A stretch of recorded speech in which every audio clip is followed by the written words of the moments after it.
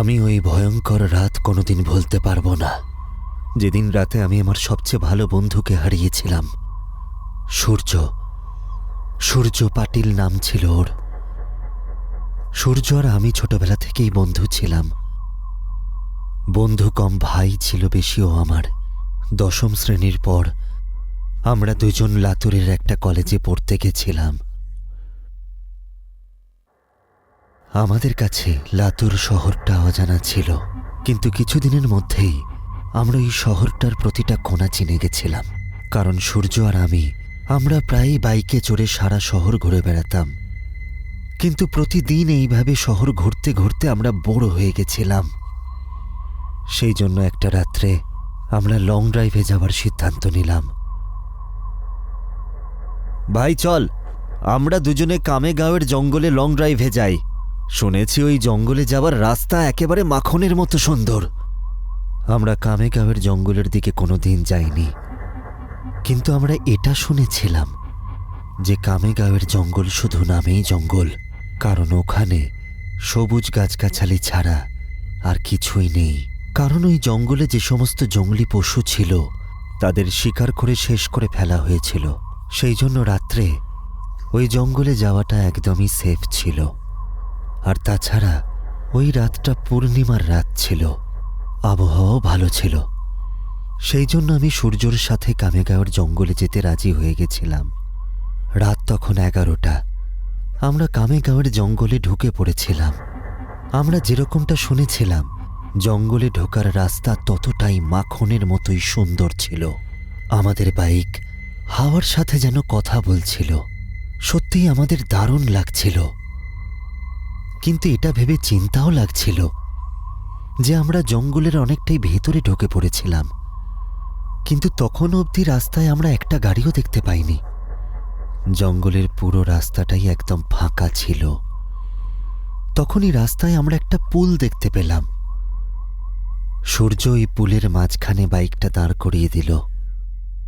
ওই পুলটা নদীর উপরে ইংরেজরা বানিয়েছিল, প্রায় 200 বছর আগে বানানো ব্রিজ। পুলের পাশেই একটা বড় সাইনবোর্ড লাগানো ছিল, আর তাতে লেখা ছিল সেন্ট জর্জ ব্রিজ। আমরা পুলে নেমে দুজনে দাঁড়িয়ে থাকলাম। পুলের নিচ দিয়ে নদী বয়ে যাচ্ছিল, মৃদুমন্দ বাতাস বইছিল। পুলের নিচে বয়ে যাওয়া নদীর মধ্যে চাঁদের প্রতিচ্ছবি দেখা যাচ্ছিল।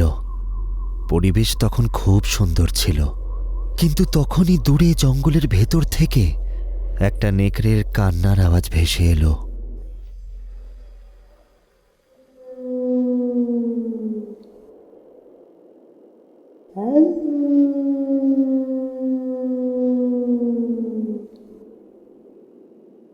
পুলের ওপরে বইতে থাকা বাতাস হঠাৎই যেন থেমে গেল। নদীর জল হঠাৎই যেন থেমে গেল। চাঁদ একটা কালো মেঘের পিছনে অদৃশ্য হয়ে গেল। তখনই আমাদের মাথার ওপর দিয়ে একটা তিতির পাখি ভয়ঙ্কর আওয়াজ করে ঘুরে বেড়াতে লাগলো, যেন ও আমাদের বলতে চাইছে যে এখান থেকে তাড়াতাড়ি পালিয়ে যাও। আমাদের মহারাষ্ট্রে একটা কথা আছে যে তিতির পাখির কান্না কোনো কিছু অশুভের ইঙ্গিত দেয়, আর এটা আমি খুব ভালো করেই জানতাম। ভাই, আমার না এখানে ঠিক ভালো লাগছে না। শিয়ালের চিৎকার করার মানে হলো যে আমাদের চারদিকে নিশ্চয়ই কোনো বিপদ আছে। আমাদের তাড়াতাড়ি এখান থেকে বেরিয়ে যাওয়া উচিত। আরে ভাই, এসবে কিচ্ছু হয় না, এগুলো শুধু অন্ধবিশ্বাস। তিতির পাখি যখন রেগে যায় তখন এরকম চিৎকার করতেই থাকে, আর ও এখন সেরকমটাই করছে। এখন চুপ করে এখানে দাঁড়িয়ে থাক আর প্রাকৃতিক দৃশ্য উপভোগ কর, সূর্য আমাকে বলল। তখনই আমি সূর্যের পিছনে কিছুটা দূরে পুলের রেলিংয়ের পাশে একজন মহিলাকে দাঁড়িয়ে থাকতে দেখলাম। দূর থেকে তো দেখে সুন্দরী বলেই মনে হচ্ছিল, কিন্তু পুলের নিচে তাকিয়ে দেখছিল। আমি ওর দিকে তাকিয়েছিলাম, আর এর মধ্যেই ওই ভদ্রমহিলা নিজের চটি জোড়া খুলে পুলের রেলিংয়ে উঠে পড়ল। ভাই, পিছনে দেখ, ওই মেয়েটা কি করছে? আমি সূর্যকে বললাম। সূর্য পিছন ঘুরে দেখল ওই মহিলা তখনও পুলের রেলিংয়ের ওপর দাঁড়িয়ে নিচের দিকে তাকিয়ে দেখছিল। ভাই, ও কি সুইসাইড করতে যাচ্ছে? সূর্য আমাকে বলল। সুইসাইড কথাটা শুনেই আমার হাত পা ভয়ে কাঁপতে শুরু করল। কারণ যখন আমি ছোট ছিলাম তখন আমার দাদু গলায় দড়ি দিয়ে সুইসাইড করেছিল, আর সেটা আমিই ছিলাম যে সবার প্রথমে ওনাকে ঝুলন্ত অবস্থায় ঝুলতে দেখেছিল। শুনছেন? নিচে নেমে আসুন। এই কথাটা বলতে বলতে সূর্য ওই মহিলাকে আটকাতে তার দিকে দৌড়তে লাগলো, কিন্তু আমি ওখানেই দাঁড়িয়ে থাকলাম। কারণ আমার চোখের সামনে দড়িতে ঝুলন্ত অবস্থায় আমার দাদুকে আমি দেখতে পাচ্ছিলাম। ওনার চোখ বেরিয়ে আসছিল, আর মুখের ভেতর থেকে জিভও বেরিয়ে এসেছিল, আর হাওয়ার কারণে দড়িতে ওনার ঝুলন্ত লাশ, ওই সব কিছু আমার চোখের সামনে যেন ভাসছিল। এই যে শুনছেন, নিচে নেমে আসুন। সূর্য আরো জোরে চিৎকার করল। ওর চিৎকার শুনে আমি যেন জ্ঞানে ফিরে এলাম। সূর্য ওই মহিলার প্রায় কাছাকাছি পৌঁছে গেছিল, কিন্তু তখন এই মহিলা নদীতে ঝাঁপ দিল। আমি ততক্ষণে সূর্যর কাছে গিয়ে পৌঁছে গেছিলাম। ওই মহিলা আমাদের চোখের সামনে নদীতে ডুবে যাচ্ছিল আর চিৎকার করছিল, বাঁচাও, কেউ বাঁচাও আমাকে, বাঁচাও, কেউ বাঁচাও মানে আমাকে। বাঁচাও, আমাকে কেউ বাঁচাও। কিন্তু আমাদের চোখের সামনেই উনি ডুবে যাচ্ছিলেন, কারণ আমরা দুজন খুব ভয় পেয়ে গেছিলাম। ওই মহিলা ডুবন্ত অবস্থায় আমাদের দিকে তাকিয়ে চিৎকার করছিল আর অনবরত সাহায্য চাইছিল। ওনার কষ্টের চিৎকার শুনে আমার তো লোম খাড়া হয়ে গেছিল। কিন্তু তখনই সূর্য নিজের টি শার্টটা খুলে আমার মুখের ওপর ছুঁড়ে মারল আর রেলিংয়ের ওপর উঠে দাঁড়ালো। দাঁড়াও ভাই, আমি তোকে নদীতে ঝাঁপ দিতে দেব না। আমি ওর হাত ধরে ওকে আটকানোর চেষ্টা করলাম। আমাকে ছেড়ে দে, ওই মহিলাকে এভাবে ডুবে যেতে দিতে পারি না আমি। ও আমাকে এটা বলল, আর তারপর আমার হাত ছাড়িয়ে সোজা নদীর জলে ঝাঁপিয়ে পড়ল। সূর্য নদীতে ঝাঁপ দিতে ও নিজের চারপাশটা দেখল, কিন্তু ও ওই মহিলাকে কোথাও দেখতে পেল না। ও ভাবল ওই মহিলা হয়তো জলে ডুবে গেছে, সেই জন্য ও একটা বড় নিঃশ্বাস নিয়ে জলের গভীরে ডুব দিল। কিছুক্ষণ পর ও নদীর জলের ওপরে উঠে এলো। পাওয়া গেল। আমি চিৎকার করে ওকে জিজ্ঞাসা করলাম, না। সূর্য জলের মধ্যে থেকে চিৎকার করে আমাকে বলল, আর তারপরে একটা বড় শ্বাস নিয়ে নদীর জলে আবার ডুব দিল। আমার দেখা ছাড়া আর কোনো উপায় ছিল না। হে ভগবান, তুমি ওকে রক্ষা করো। আমি চোখ বন্ধ করে ভগবানের কাছে প্রার্থনা করলাম, আর যখন আমি চোখ খুললাম তখন আমি বুঝতে পারলাম আমার ডান দিকে কেউ যেন রয়েছে। আমি ঝট করে ডান দিকে ঘুরে তাকালাম, আর আমার পায়ের তলা থেকে মাটি যেন সরে গেল, কারণ আমার ঠিক পাশেই পুলের রেলিংয়ের ওপর ওই মহিলাই বসেছিল যে কিছুক্ষণ আগেই নদীতে ঝাঁপ দিয়েছিল।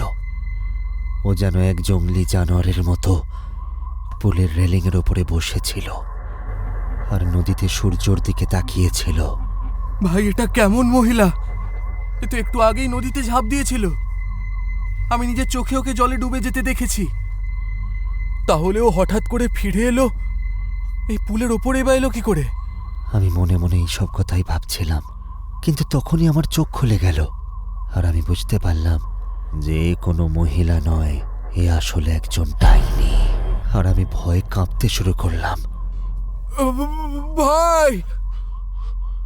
আমি ভয়ে জোরে চিৎকার করে উঠলাম। তখন ওই মহিলা আমার দিকে তাকালো, আর যখনই ও আমার দিকে তাকালো আমার মাথা থেকে পা পর্যন্ত কেঁপে উঠল। ওর মুখটা ছিল কালো আর চোখ দুটো ছিল হলুদ। কপালে একটা বড় টিপ পড়েছিল আর নাকে একটা বড় নাকছাবি ছিল। ধারালো দাঁত ওর মুখের ভেতর থেকে বাইরে বেরিয়ে এসেছিল, আর ওর নখগুলো হিংস্র পশুর মতো বড় আর ধারালো ছিল। কি হলো, আমায় খুঁজছো? ওই ডাইনি আমাকে জিজ্ঞেস করলো, আর ভয়ে আমার গলা শুকিয়ে গেল। ভাই বাঁচা! আমি আবার চিৎকার করলাম, আর আমি পুলের নিচে নদীর দিকে তাকালাম। সূর্য জলের ওপর থেকে আমাদের দেখছিল। ও বুঝতে পেরে গেছিল যে এ কোনো মহিলা নয়, বরং একজন মানুষের রূপধারী ডাইনি। সূর্য বড় বড় চোখ করে আমাদের দিকে তাকিয়েছিল। আমি ভাবলাম যে এই ডাইনি এই পুলের ওপরে এখনই আমাকে ছিন্ন ভিন্ন করে মেরে ফেলবে, আর তারপর আমার কাঁচা মাংস চিবিয়ে চিবিয়ে খেয়ে নেবে। কারণ এখন আমি ওর খুব কাছেই ছিলাম, আর ভয়ের চোটে আমি আমার প্যান্টে প্রস্রাব করে ফেলেছিলাম। ভয় পেও না, আমি তোমায় নয়, ওকে আমার সঙ্গে নদীতে নিয়ে যাব।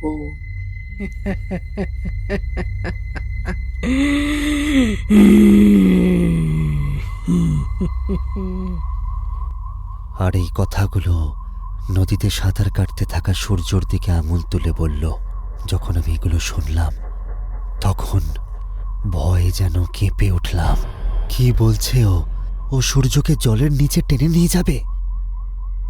ভাই তাড়াতাড়ি জল থেকে ওঠ, না হলে এই পেতনি তোকে জলের মধ্যে ডুবিয়ে দেবে। আমি সূর্যকে চিৎকার করে বললাম। এটা শুনে সূর্য জলের মধ্যেই যেন স্থির হয়ে গেল। ওর হাত পা অবশ হয়ে গেছিল। ও বুঝতে পেরেছিল যে ও আর নদী থেকে বেরিয়ে আসতে পারবে না। যেহেতু ও নদীর একেবারে মাঝখানে ছিল, ও খুব ভয় পেয়ে গেছিল। ভাই, আমাকে বাঁচা! সূর্য আমাকে অনুরোধ করল, আর এটা শুনে ওই ডাইনি আমার দিকে তাকিয়ে হাসল। আর তারপর পুল থেকে সূর্যের ওপরে ঝাঁপিয়ে পড়ল। বাঁচাও! সূর্য শেষবার চিৎকার করল, আর ওই ডাইনি ওকে জলের নিচে টেনে নিয়ে গেল। কিছুক্ষণ ধরে জলের ওপর বুদবুদ ভেসে উঠতে লাগলো, কিন্তু তারপর সেটাও বন্ধ হয়ে গেল। আমি চোখ বড় বড় করে ওই নদীর জলের দিকে তাকিয়েছিলাম আর সূর্যকে ডাকতে লাগলাম, কিন্তু এর মধ্যেই নদীর জলটা যেন লাল হয়ে গেল। আমার চোখে জল চলে এলো, আর আমি বুঝতে পারলাম যে ওই ডাইনি সূর্যকে মেরে ফেলেছে। আমি ওই ধাক্কাটা সহ্য করতে পারলাম না। আমার চোখের সামনে যেন অন্ধকার নেমে এলো, আর আমি ওখানেই অজ্ঞান হয়ে পড়ে গেলাম। যখন আমার জ্ঞান ফিরল তখন সকাল হয়ে গেছে। আমার চারপাশে কয়েকজন লোক দাঁড়িয়েছিল। পুলের ওপর অনেক লোকের ভিড় জমে গেছিল। সবাই পুলের নিচে তাকিয়ে দেখছিল। আমি উঠে পুলের পাশে গেলাম আর দেখলাম নদীর পাড়ে জলের মধ্যে সূর্যর লাশটা ভেসে আছে। ওই ডাইনি বড় নৃশংসভাবে ওর বুক থেকে হৃৎপিণ্ডটা বের করে নিয়েছিল। আমার সবচেয়ে প্রিয় বন্ধু আমাকে ছেড়ে চলে গেছিল।